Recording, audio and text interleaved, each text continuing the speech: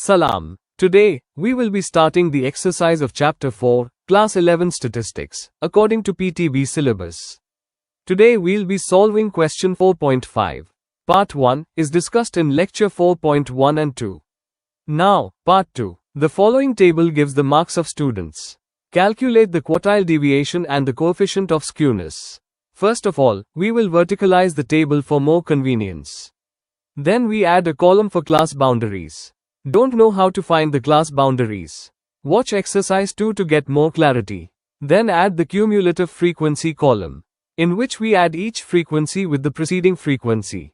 And it will look something like this. Then find the total frequency. Golden tip. Always check that the total frequency must be equal to the cumulative frequency. It will ensure that there is no problem calculating the data.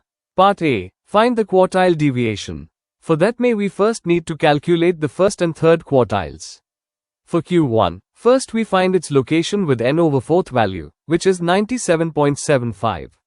Which lies here in the table. Why? Because 97.75 is greater than 95, so it lies as 285 column. And to find position of Q3, we use the 3n over 4th observation, with is 293.25. And that is greater than 285, so it lies here. Now to find the first quartile, we use its formula.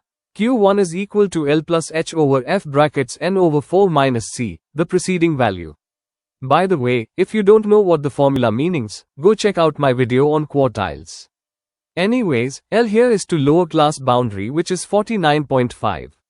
Plus H the width, which is calculated by subtracting the upper and lower class boundary, and thus the width is 10, over the frequency 190.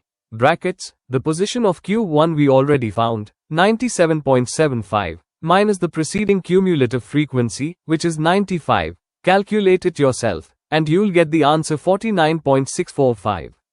Next, we find the third quartile. Using its formula. Here the L is 59.5, plus the width 10 over the frequency, which is 86, brackets 293.25 minus the preceding value 285.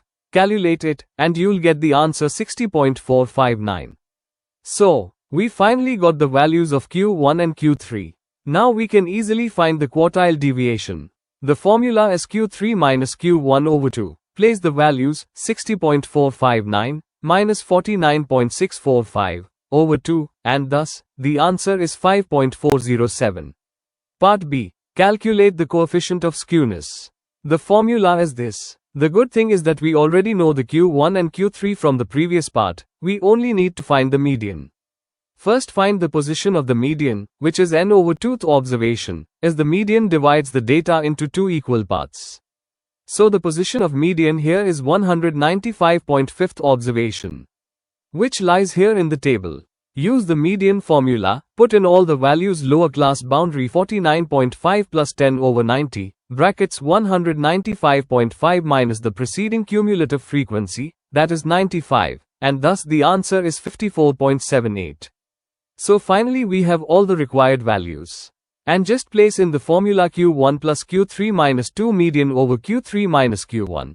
Quick question, do you which quartile is also known as the median?